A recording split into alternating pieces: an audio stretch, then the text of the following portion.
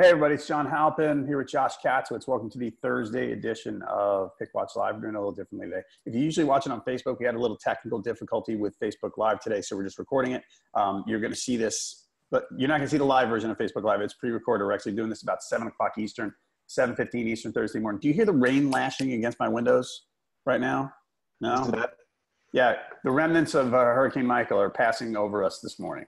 My kids are today having their third hurricane school cancellation day of the year. So have it had any before this year? Any hurricane cancellation days before? Never, no. And just two of them happened to pass because we're way inland. We're having two storms pass right over us. So 40-mile-an-hour winds this morning, fun stuff like that. But everybody in Florida and Georgia and everything, hope you're okay, or you will be okay.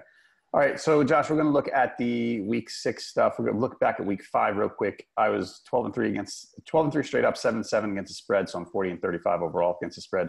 You were 9-6 straight up, 5-9 against the spread. Dude, bumpy week for you against the spread. Yes, it was.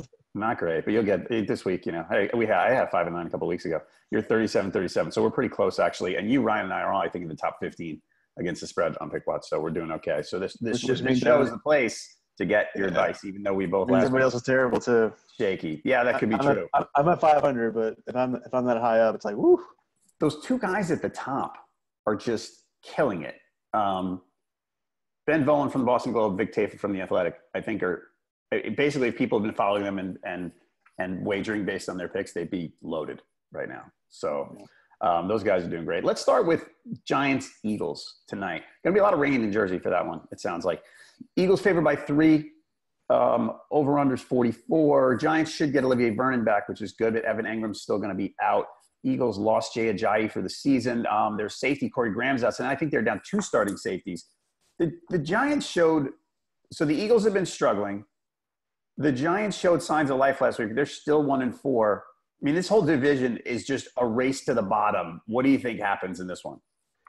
I think Philadelphia is going to show some things. You know, they've been kind of, they've had some good moments, they've had some bad moments. I think the Giants mostly are a team full of bad moments. But you're right, the whole division's been disappointing. It's really up for the taking. I like the Eagles here. I think I've gotten to the point now where you see enough of Eli Manning and this guy's not very good anymore. And that's kind of the basics. That's kind of what we need to know. He's not very good anymore, and I think that the team's going to suffer for it. I think the Eagles, Jay Ajayi being out for the season, I mean, that's a concern because right now the Eagles don't have much of a running game.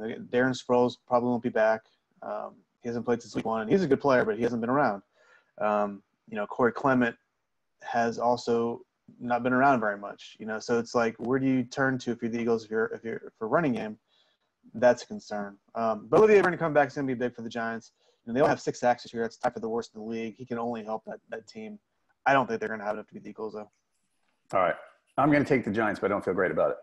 So this is me picking a home dog again, and it might be so stereotypical at this point. But you know what? I mean, those Thursday night games. I mean, the road team has not played well this year in those Thursday night games. That's not a bad pick. I just think that streak's going to be broken. Okay, folks, before we move on to the rest of the slate, reach us on Twitter I'm at jhalpin37. He is at Josh Katzowitz, and the main Pickwatch account is at Pickwatch, so you can send us anything there. On Pickwatch right now, some upgrades. The forums launched, which is pretty cool. You can, send in any tech difficulties or suggestions, or you just want to chat with people, hop on Pickwatch, look at the forums. It's pretty cool. Otherwise, the sortability always, there's constant tweaks right now. I actually have up all the picks. I'm going to do screen share. Hang on one second. Yeah, so right now I have up only the people who have picks. So basically, a lot of times if you log on Thursday, you'll see a bunch of no picks where you can just kind of very easily with one click of a button get rid of that. So you got to do it right now. See, no picks right there. Picks, no picks. There you go. So, but you got our picks up right there right now. So it's pretty cool. Like I said, they're always adding to this, and the technology is always changing. So it's really cool. Check out NFL Pickwatch. Probably to make your picks too. There's more than 1,200 people making picks every week now. So there's a lot of people getting tracked there. All right, week 6 schedule. Lions and Saints are off. Okay, Bills Texans is the first game we want to talk about. The line is we have it as Texans by 8.5. It's funny. Sean and I were going back and forth yesterday because he had, at one point I saw a -1. I went, where did you get that? Because I'm seeing 8.5. And actually went on a couple places this morning and the line is off. The over-under's been off all week. The line is off. I know on Bovada it's off, and I'm not sure about everywhere else. What's happening, I think, is Deshaun Watson is being called day-to-day with his chest injury. And he says, yeah, I'm playing. But I think that's why, if you go somewhere, look for this line and you don't see one, that's what's going on as of Thursday morning at least. Let's assume Watson's going to play. And let's assume the spread is somewhere between 8 and 10, which is what I've seen. We have 8.5, like I said, at this point. The Bills they're 2-3, which sounds nice, but they're last in the league in scoring. They're 31st in yards. They won that ugly slog of a game against the Titans last week.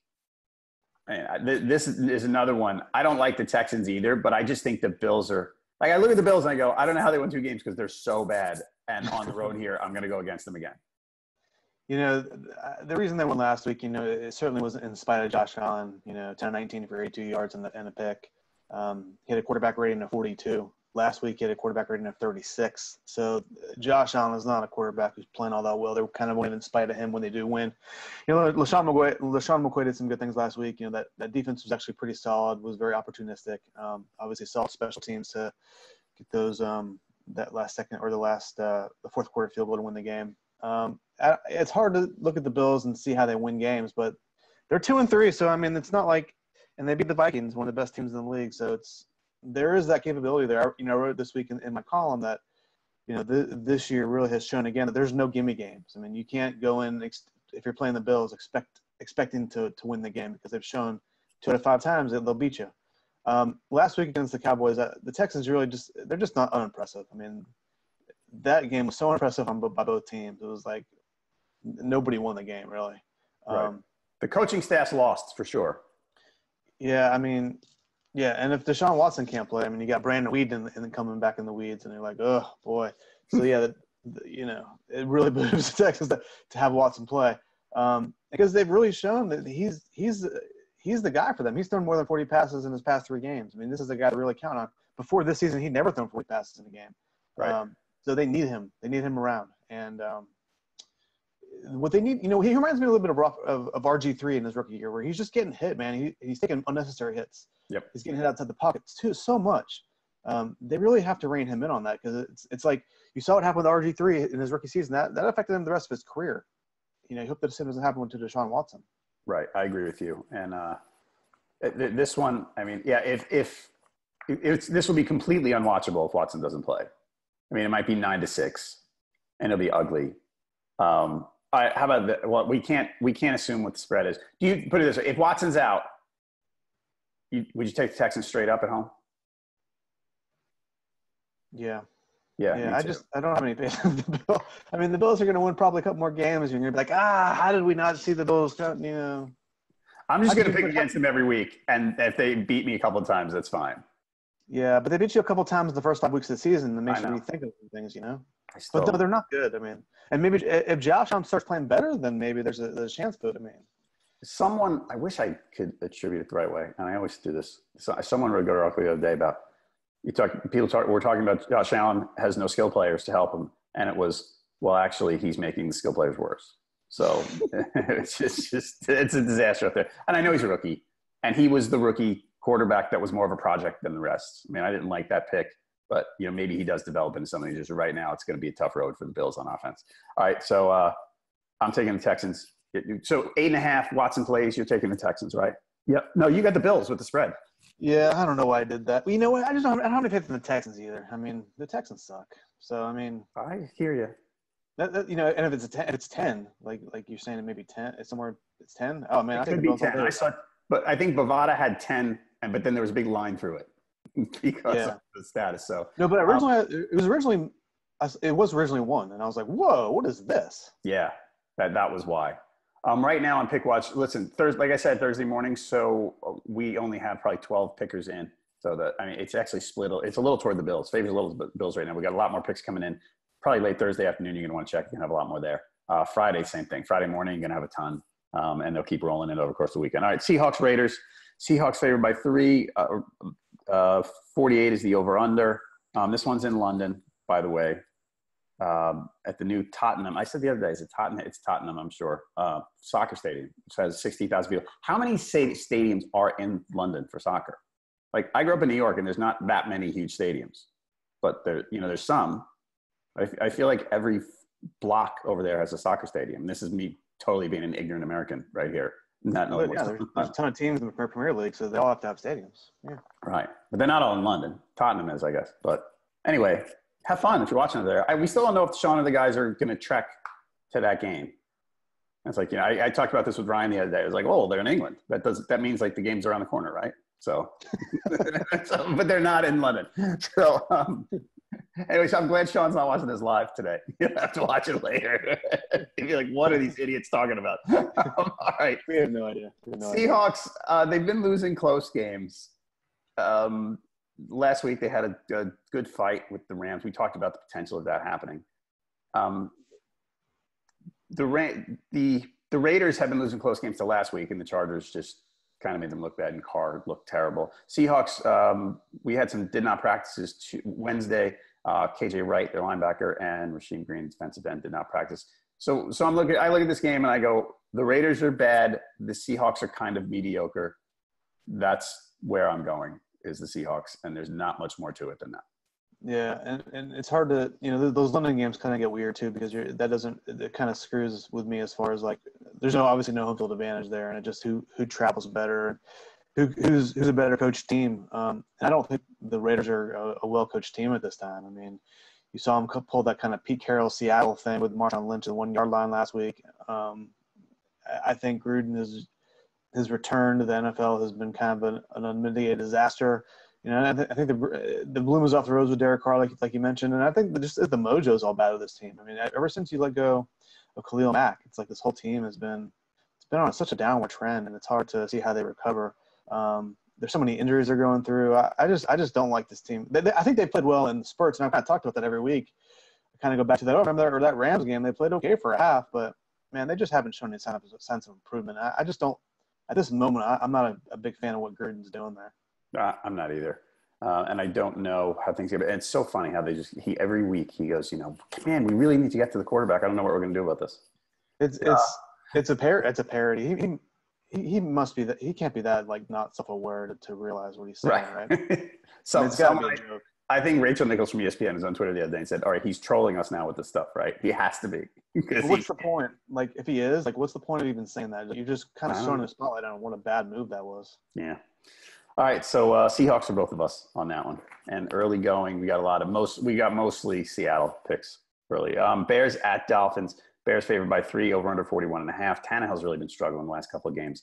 And this matchup is not a recipe for him breaking out of his struggles because the Bears defense is good. The Bears offense, however, first couple of weeks, bumpy. And then they had that explosion at home against the Bucs. And a lot of people explode against the Bucs. Was that week 4 win there? Was that a statement game for the Bears offense? Was it an anomaly? I don't think they're going to, they're not going to score 40 plus every week, but do you think that offense because if they're a league average offense, they're a really good team. I mean, do you think the offense stays productive moving forward? It's hard to say. I mean, Mitch Trubisky threw 6 touchdowns that game. Yeah. That's not going to happen every week. I mean, it's maybe never going to happen again in his career. So in some ways, I do think it's a fluke. He hasn't proven that he's a quarterback that can do that kind of anywhere close to that kind of production. So I'm not sure. I would look at it as more of an anomaly until we see more from him because we just haven't seen that from him. But you're right, that defense in Chicago is not a fluke. Number 2 in points allowed in the NFL and in yards given up. Khalil Mack is a strip sack in every game, it seems like. And it's funny, we praise Ryan Tannehill. I was praising him a couple weeks ago, the same thing we kind of did with Ryan Fitzpatrick early in the season. And we have to remember that, the back of these guys' football cards where their stats are, they always come back to that. It's right. Maybe Case Keenum was a guy last year that didn't do that, where he played well above what we thought, but these guys eventually come back to where we think they are for the most part. So I think Tannehill's a guy who, first round pick, and he's been kind of disappointing. He's had some good games. He's had a lot of bad games, and now this year he has some great games to go 3-0 to start the season, and then he falls off the face of the earth, and that's something we should really expect from him because he's just not a great quarterback. Right. I'm going Bears here. 3 points. I mean, I know it's a road game. 3 points not scaring me away. What did I pick? You got the Bears too, according to what I see on the site. So it's hard. And plus, the Bears coming off that bye, so they have had a lot of time to prepare for this game. It's hard to pick against Chicago here. Okay. Steelers Bengals at Cincy. Steelers favored by 2.5. Over under 53. Both of them had nice wins in week 5. The Bengals had that home win comeback win against Miami. Steelers blew out the Falcons. Pittsburgh, let's see, Morgan Burnett's still not going to be back, it sounds like. So Ben Roethlisberger said on Tuesday that, he hasn't been throwing well because of an elbow injury that's been bothering him for a while. And he said, I'm fine. All right, I guess. I don't know. I mean, he's been a little, I don't know if you and Ryan and I talked about a couple of weeks ago, that he just looks a little bit off. Like he's not his usual Big Ben self, that he just looks at there's something not quite right and he hasn't been as accurate. Maybe that's it. I mean, are you at all worried about the way he's playing? Just because if their defense is not that good, so if their offense isn't really humming on all cylinders, then it's a problem for them. Well, I mean, you saw last week, it ended up pretty well for them, but earlier in the game, he was throwing terrible passes to Antonio Brown and missing him all over the place. So maybe there's some credence to that. But Roethlisberger is kind of a guy who can be injured and not 100%, and he's still going to beat you. I mean, he's shown that throughout his career. He's a guy like the consummate Roethlisberger plays. He's got 3 players draped all over him. He's limping around, and yet he still completes the pass. And that's just in a way, he's kind of like Aaron Rodgers that way, where those injuries don't really seem to affect him. So I don't know. If he says it, then okay. But I don't know how much that really hinders him. He's a Hall of Fame player. So. Yeah. And he's a cyborg, so he's like the Terminator. Yeah, he is. Yeah, remember that game? Remember that playoff game a couple of years ago? Like he literally was asking them to call plays where he didn't have to throw more than 15 yards downfield because his shoulder hurt too much, and he just went back out there anyway. Yeah, no, he's great. I think he's a little underrated. I mean, throughout his career, he's a little underrated, I think. But against the Bengals this week, they're gonna have to be on point. The Bengals. I always try and find excuses for the Bengals not to be good or why I think they're not going to be good, but they just keep winning. And last week was really impressive against the Falcons. But they didn't play the Falcons last week. Who did they play last week? Oh, sorry, the Bengals played the Dolphins, right? They played the Falcons week before. So they struggle a little bit against Miami, and then they come back and play well in the second half. The Cincinnati have proven to be a team that is good. I think the only thing that makes me wary of this game is that obviously an AFC North rivalry game, but the Bengals have lost 7 over the last 8 at home to Pittsburgh. That gives you a little bit of wariness around this game, but I still like the Bengals here. All right. I like the Bengals too. I don't feel great about it, but I'll take the Bengals favored by 2.5. Okay. Colts, Jets. Jets by 2.5. Over-under is 45. T.Y. Hilton didn't practice on Wednesday, so that's tracking in a not-so-good direction. Jack Doyle, they're calling week to week, so I don't know what the status is on him. Marlon Mack practiced, which is interesting. And on the other side, real quick, Isaiah Crowell did not practice for the Jets on Wednesday. Don't know if that's sort of hey, he had a big day on Sunday, let's give him some rest. I think it's his ankle bothering him, or if it's something we need to worry about. You need to watch that before this game goes. But the Colts, Marlon Mack's an interesting thing because the thing with the Colts that we've seen this year is that, they can't run at all. Hines is a nice little change of pace back. Mack, we don't know what he is, but they can't run at all, so they're just throwing constantly. You look at Andrew Luck's stats and you go, oh, hey, he threw for 360 yards. Well, yeah, he threw 60 times. So of course he did. He better throw for 360 yards. Right. I don't know if Hilton's out. What he did last week against the Patriots. The Patriots blew them out at home, which was predictable. But they dinked and dunked. They couldn't. The receivers are no good. After that, that Eric Ebron looks like a superstar out there among those, with those wide receivers near him because there's nothing there. And if they go to play the Jets, whose defense is decent without Hilton, I kind of don't know what they do. I don't know how they move the ball that well because there's really not a lot to do it with. Yeah, and I think Eric Ebron's questionable as well, I believe. Yeah, he didn't practice Wednesday. So that's a concern as well.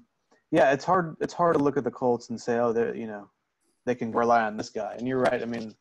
What they're asking Andrew Luck to do is crazy. And having him throw 59 passes last week, 62 the week before, it's not, no matter how good Andrew Luck is, that's not a recipe for winning. I think the only saving grace I have here is the Jets are a little banged up in the secondary with Buster Screen and Tremaine Jones not being 100%. That's unclear if they're going to play. If they don't play, that makes things maybe a little bit easier for Andrew Luck. But yeah, it's going to be tough. But I don't know. The Colts have had 10 days to recover from their last game against the Patriots, so that's a little something. I don't trust the Jets at this point. Even Sam Darnold played better last week, but I'm still not sold on them. I think I went with the Colts here. Well, you did. You went with the Colts. I went with the Jets. Straight up. So that just shows me I don't trust the Jets. Okay, fair enough. The Jets are hard to trust. I said to someone the other day, I have another podcast I do for fantasy football, and I said, trust is such a strange word, and especially in fantasy football. The NFL too. There's not a lot. I mean, who do I trust in the NFL? I sort of trust the Rams, and after that, I'm not sure. It's always a mystery in this league that what's going to happen week to week. Panthers, Redskins. Redskins are on a short week and got just their heads kicked in on Monday. Lot of injuries. I mean, Peterson, it doesn't sound like any or all these guys are necessarily going to miss the game, but their entire receiving core is hurt. Peterson's hurt. He's got like 3 different injuries. Chris Thompson was limited in practice Wednesday. Like they're kind of beat up. Panthers, they're going to get Thomas Davis back. He missed the first 4 games with a suspension. Sounds like Greg Olson's going to be back this week too. Redskins are favored by 1 over under 45. I kind of want to find an argument for the Redskins because the Panthers seem obvious, and so far everybody's picking the Panthers on Pickwatch. Right now, I can't seem to do it. Can you? No, I can't. And that what happened in New Orleans on Monday really has the opportunity to kind of really give them a bad hangover coming into Sunday. It's a day less of rest. They had to travel. They got destroyed.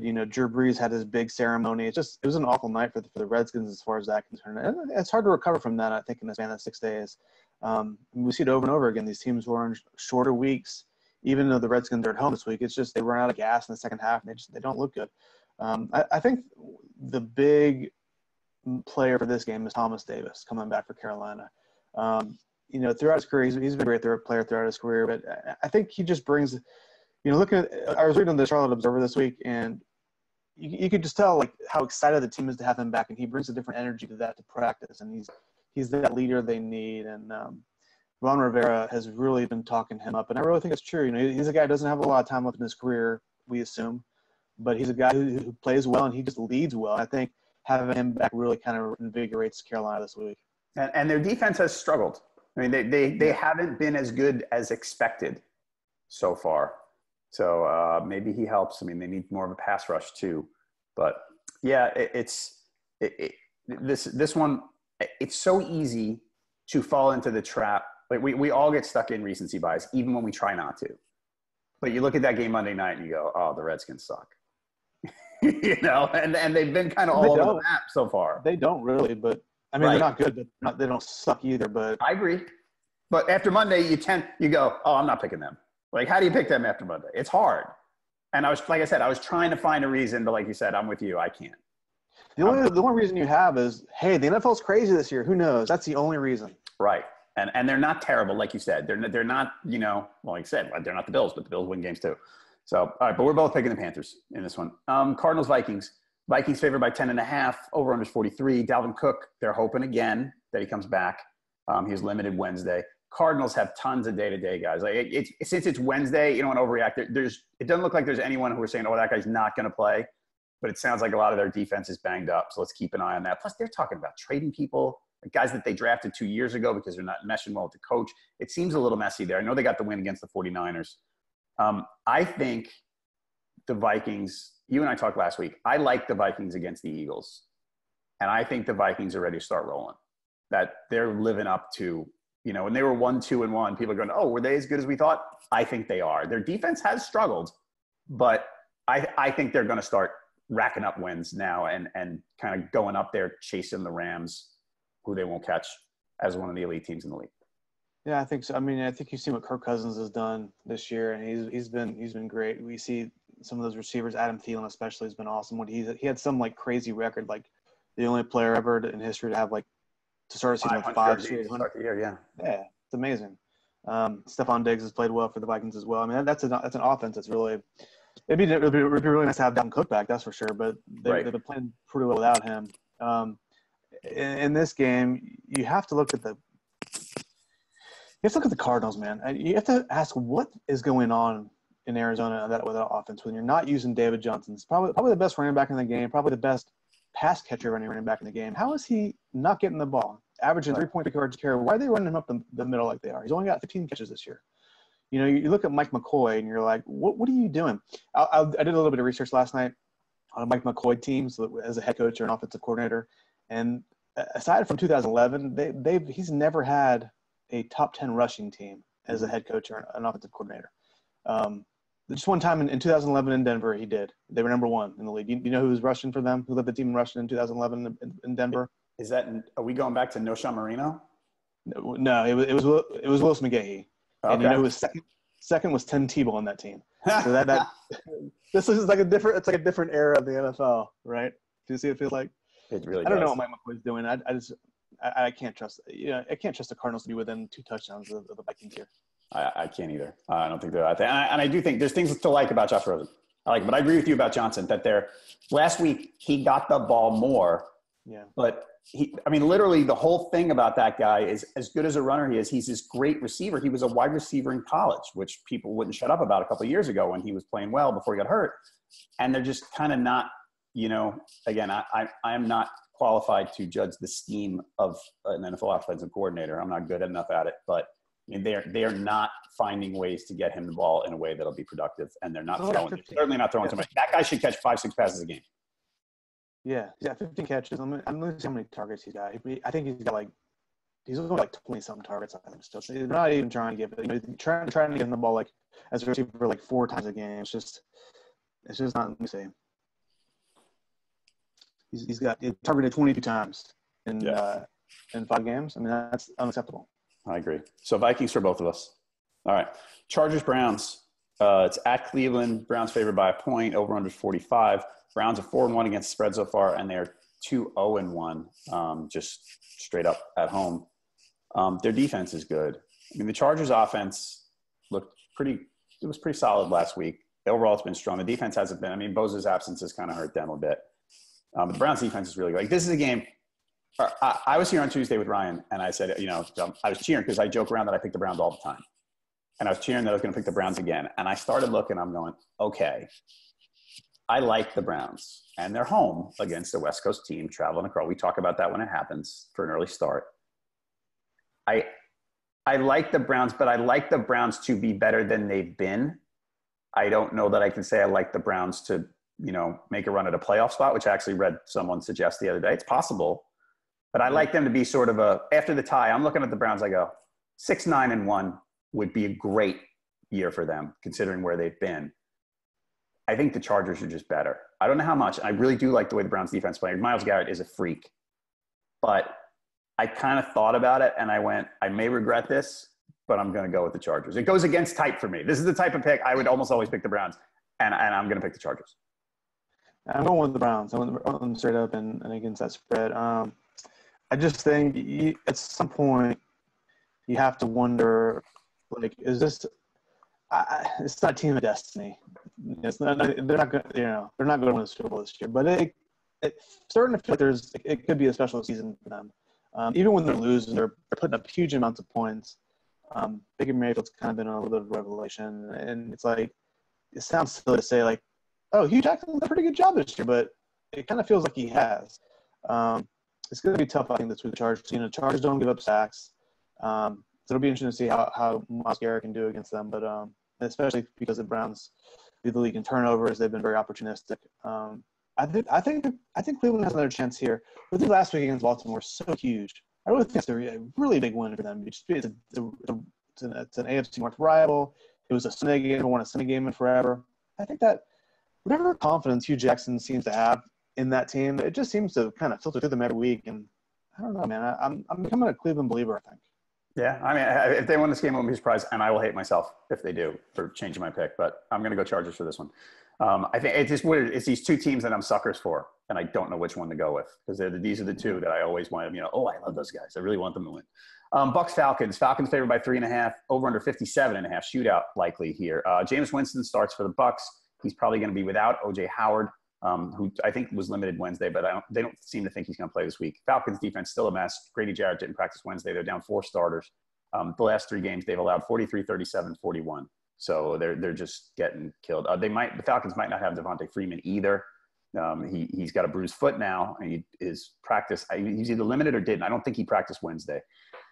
This is This game screams 41-38 with two bad defenses and quarterbacks chucking it all over the place. By the way, we talk fantasy football sometimes. I sprinkle it in. Start Jameis Winston if you have him, because he's going to throw a lot. I mean, and Matt Ryan's obvious, but Jameis Winston is going to too. Don't be afraid of him just because he's starting his first game. I think with the 3.5, with that extra hook there, I'm going to do the Falcons straight up Bucks against the spread thing. I think the Bucks keep it nice and close, and it's a fun, entertaining game, even if the defensive quality is not there. And I'm going to lean Bucks with the spread. Yeah, that's exactly what I had the Falcons straight up and the Bucks with that 3.5. This game kind of scares the hell out of me this week in my column, because you just don't know what you're going to get for the Falcons. And we saw last week was really disappointing, for me against the Steelers. I thought they'd win that game. But every week, you're like, Deion James and Keanu Neal are out. That's gonna be, and I'm always, that run be fine with that. That offense is really good, but you know what? They can't always overcome that defense, and I think they will this week. But it's gonna be tough, and the Falcons have been so disappointing because they're looking at as a Super Bowl contender early this year, right? To get to the end of the year, and they're 1-4 and just not playing well. And it's like I said, it's a game that kind of scares me a little bit because the Falcons have been so spotty. But Jameis Winston's a guy who I don't know. I have a hard time picking Jameis Winston to win too. It's a tough game. This is a tough one, I think. But yeah, I agree with you. I like the Bucks. I guess it's spread. I do like the Falcons straight up. I think so far in Pickwatch, like I said, early people, it's just slightly into the Falcons. I think the argument for the Falcons here, if you wanted to make one, is that their season completely goes off the rails if they lose this game. And what are they, 1-5 if they lose this, right? So It's just brutal if they do. But I think it's going to be fun to watch anyway. If you're watching, you're doing Red Zone or direct or Sunday Ticket or whatever, this is a game that you'll enjoy. Let's go to late games. Rams Broncos. Rams by 7 at Denver, over in 52.5. Might snow in Denver is the early report. So keep an eye out for that. The Rams, Cooks and Kupp have concussions. They got concussions last week. Sean McVay says he, quote, feels good about their chances to play, and they did a walkthrough on Wednesday, and those guys participated in that. Their kicker, Greg Zuerlein, is probably going to be out again. They're looking at another week without him. Marcus Peters, last week, they played the Seahawks, and the Seahawks torched them. I mean, it's almost like they forgot to cover Tyler Lockett a couple of times. And Marcus Peters I think his Pro Football Focus grade is he's 106 out of 110 quarterbacks or something. And last week, he just hasn't played well, and they're down to lead. Not like the Broncos offense is that good, but they do have good receivers. I mean, Sutton's starting to play well. Thomas and Sanders are still, they're fine. Sanders is still fast. Thomas is still, he's slowing down, but he's still productive. And the Broncos, look, Denver's a tough place to play, especially you would think the guys in LA, the weather's not going to be always an easy thing to deal with. I mean, I know they're football players and some of them have played in the cold before, but, you're going from LA to play in the snow.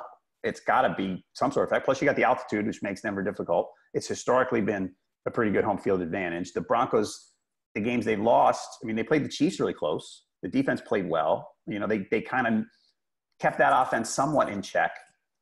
I'm going to do the Broncos against the spread. I think I'll go Rams straight up. I'm not willing to go that far with the Broncos, but with the 7 points, I'm kind of hoping it would go 7.5, but I'm going to take the Broncos with the spread. Yeah, I agree. That's exactly how it is. And you look at the Broncos defense, and you're like, well, you can see why they struggle a little bit. They have to, aside from Von Miller, there's a lot of holes there. They just haven't played well. Statistically, one of the worst defenses in the league, and you're like, wow, the Broncos should have a good defense, and they just kind of don't. Right. I think the thing that scares me a little bit about this game is that Denver's 4-1 against the spread this year. So even with that 7, you're like, oh boy. I have to take the Broncos to cover that, but I don't feel very good about it because they've been so bad against the spread. That really means a whole lot going into a game like this, but it does give you pause when you see such a big statistical impediment, I guess. But they are good at home. They won their first 2 games of the year at home, and like you said, they played tough. They played Chiefs tough at home in Week 4. So I don't think it's going to be an easy game for the Rams, but it's going to be hovering about that touchdown line, and I think the Broncos are going to somehow be able to keep it a little closer than that. Okay. Jags Cowboys. Jags favored by 3, 40.5. Fournette out again for the Jags. They lost Austin Seferian-Jenkins as well. Not a big, huge loss there. Sean Lee's probably out again for the Cowboys. DeMarcus Lawrence didn't practice on Wednesday. Doesn't sound like you need to worry about him. He's a little banged up, but it sounds like he'll play. Tyron Smith, same thing, banged up, but should play. So this one, I asked Ryan the other day, defensive battle here, but the Cowboys, their offense looks so bad. Like it's literally one guy. Yeah. Everybody's gearing up to stop him.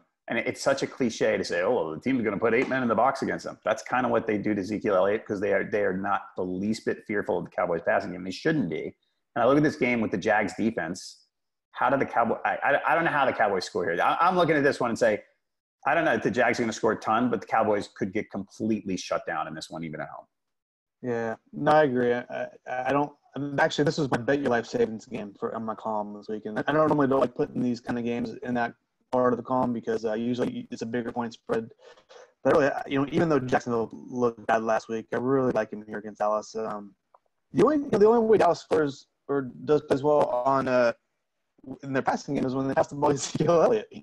Right? It's like he's obviously a great runner. He leads the league in rushing, but he's also a big danger in that passing game too. So if you can really shut him down as a runner and as a receiver, then the Dallas really has a lot of problems here. And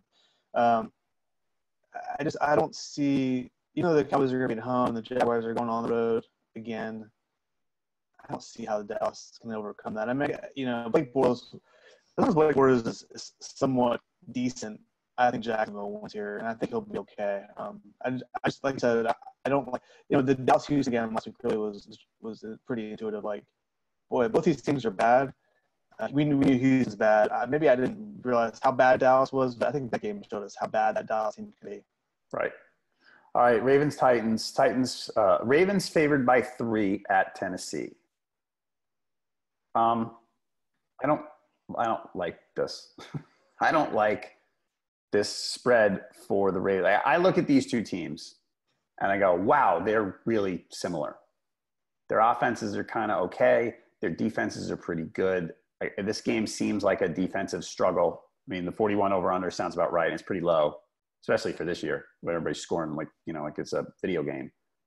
Like I looked at this spread, and I've looked at the teams, the little research I did, and I went, it doesn't even cross my mind to pick the Ravens in this game. I think the Titans are my favorite pick of the whole week. Really? Okay. Yeah. I went with the Ravens rated up, but the Titans won with the points with the +3, which is pretty thin line to walk. But I think it's going to be a close game. It's going to be more of a defensive game. And last week, we were so high on Baltimore last week before they get by the Browns, and now you're like, I don't know about this team. And the Titans getting beat by the Bills. I mean, that has potential to last as a kind of a hangover. This is one of those tough games where both these teams are pretty good on defense, and you just don't know what you're going to get offense. And it's like, I don't know. It's one of those games where you pick one team to win, and you pick their team to cover a spread of 3. But that's tough to go with the 3 point if you don't have the half. That's a tough one. Yeah. But you're a bold guy, so that's me, man. So I'm 500 against the spread this year. Sean tweeted out a stat the other day about this one, by the way. Follow Pickwatch at Pickwatch on Twitter. The Titans are 12-2 at home over their last 14 games. There's a very real home advantage there that has slipped under the radar. This week, the Ravens are 5-9 on the road in that same span. So if you're looking for some recent historical data on this one, there's some. I didn't know Tennessee was so good at home. Yeah, I didn't know they were so good at home either. All right, Sunday night, Chiefs-Pats. So a bunch of things here. There's a guy on YouTube who cursed – last week you picked the Chiefs, right? You picked the Chiefs. I think I picked against the Chiefs for 3 weeks in a row, saying, oh, someone's going to get them, and they didn't. And some guy went on YouTube and, you cursed us out, cursed me out on the video, which I deleted and I'll block him, and that's fun. So I think for that, I was on the fence about this game. Part of the reason is I want to make that guy angry again, so I'm going to pick the Patriots with give it 3.5. Who'd you pick? I'm sorry, Chiefs? I picked the Pats. I'm giving the 3.5. Over-under's 59.5, by the way. The highest over-under for an NFL game since the Chiefs hosted the Raiders in Week 16 of 2004. 59.5. So this is huge. Plus, another interesting thing about this game, the Red Sox Game 2 starts at 7:09 Eastern and then the Pats and Chiefs. So in Boston, you've got two huge games here. What do you do if you're home? If you're a Red Sox fan, obviously you flip. If you have picture-in-picture, do you use it? Does anyone use that really? Like, what do you do? It's like 2002 or something like that. Right. Like, what do you do? Do you put one on your phone, or I guess you can stream the baseball game on your phone. Yeah. I think the NFL lets you stream for the Sunday night game. You can stream for free on your phone. You don't need Sunday Ticket or anything like that. So you probably have that option either way. So listening picture-in-picture, you made fun of me. Thank you. That's great. Remember when that came out there? It was like, oh my God, you can watch two things at once. It's amazing. I mean, that really was a big thing. That was a huge technological leap. Yeah. I agree with you. But then in practice, it didn't really work that well. No, it was not. It wasn't good. It was tiny thing in the corner. Right. Yeah, it was kind of confusing. Like, how do we do this again? I forget. And like, oh, I can't really see what's going on over there. Yeah. I think you pick against the Chiefs every week. At this point, I'm going to pick the Chiefs until they prove to me they're not going to win a game. Yep.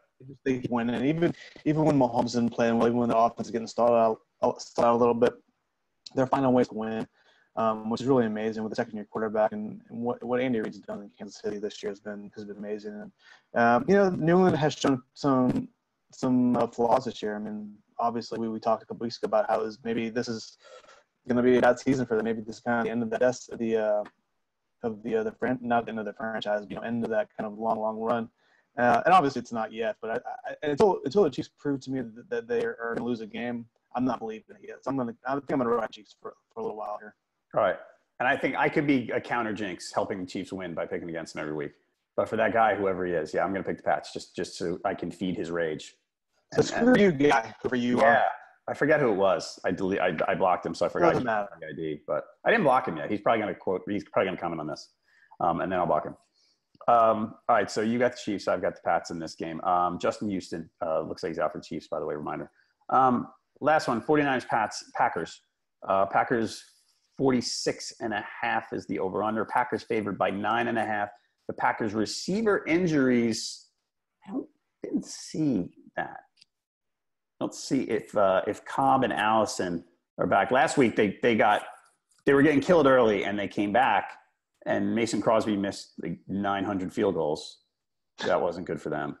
Randall Cobb hoping to return in week 6. Geronimo Allison, who's less consequential. Let's see here. Nothing new on Geronimo, because you know why? Because the Monday night teams don't practice till Thursday, so we don't know a lot about these guys. This one looks so easy for the Packers, right? I mean, I was arguing last week that the 49ers are not so bad, and then they just had this horrible loss at home to the Cardinals. So maybe they are so bad, or they're at least in between where I thought they were, and completely terrible. So 9.5 seems easy to me here, giving it to the Pats. Yeah, because how are the 49ers scoring points? I mean, like CJ Beathard is kind of what we expected. He's not very good. Matt Breida has been good as a running back, averaging 7.5 yards a carry, but I think he's doubtful this week with an ankle. So yeah, if he's not around, you're like, all right, well, where are we going? When George Kittle is your leading receiver, that's not a great thing, I don't think. That dude's good, though. I agree with you. When he's your best receiver, that's not good, but he's good. No, he is good, but there's not a whole lot of other options there. Right. So, going on the road to Green Bay, it's not, it's getting to be October, so it's not quite like Green Bay, the freezing tundra yet, but that's still a tough place to play. I just don't think the 49ers are very good. Obviously the 49ers aren't very good. That 9.5 is it's a big spread, but I don't think Green Bay's going to have any problem covering it. All right, so to your point, Marquise Goodwin looks like he's going to be out again for the Niners, which, another ding in the receiving game. Weather-wise, looks like Monday, high of 45, low of 29, which makes you think that at night it's going to be down close to that low, so you're probably going to be in the low. Starting to get to that frozen tundra. Not great for those soft California teams. So. Yeah, we're in San Francisco where it's cold all year round. That's true. So we both got the Packers here, given the 9.5. So far, like I said, early going, we don't have a ton of picks in on Pickwatch, but the most popular against the spread, Seahawks, Panthers, Jags, and Packers. I think 10 out of 12 of the pickers all took them so far. So they're the popular ones, and that's the same. I think we all took all 4 of those teams. You and I both took all 4 of those teams. So that's where we're at now. What else you got going on? So you said about your life savings. Who was the fun game? Fun game had to be either Bucks Falcons or Patriots Chiefs, I would guess. Who was your stay away? Fun game with Chiefs at Patriots. The game that scares the crap out of me is the Falcons and Bucks. Okay. And the bet all is the Jaguars Cowboys. Yep. All right. Anything else you're working on? You can read all about it on Pickwatch.com. All right. That's it, everybody. You can get me on Twitter at Halpin37. You can get Josh at Josh Katzowitz, and the main Pickwatch account is at Pickwatch. You can also do this on Facebook. Again, we'll hopefully figure out Facebook Live by the next time I do this, which will be Sunday morning, 11:45. That'll go directly on Facebook Live. But by Tuesday, when we do this with Ryan, hopefully this will be streaming live on Facebook Live and just catch it later on YouTube as opposed to the pre-recorded version you're getting now. Again, we're talking about 8 o'clock right now, Eastern on Thursday morning. So keep watching NFLPickwatch.com all weekend to follow everybody's picks, make your own picks, and all that stuff. That's it for today's edition of Pickwatch Live. Again, on Facebook and YouTube, Sunday, 11:45 Eastern. Please check it out. I'll have the inactives, latest news, and all that. For Josh Katzowitz, I'm John Halpin. Thanks for watching.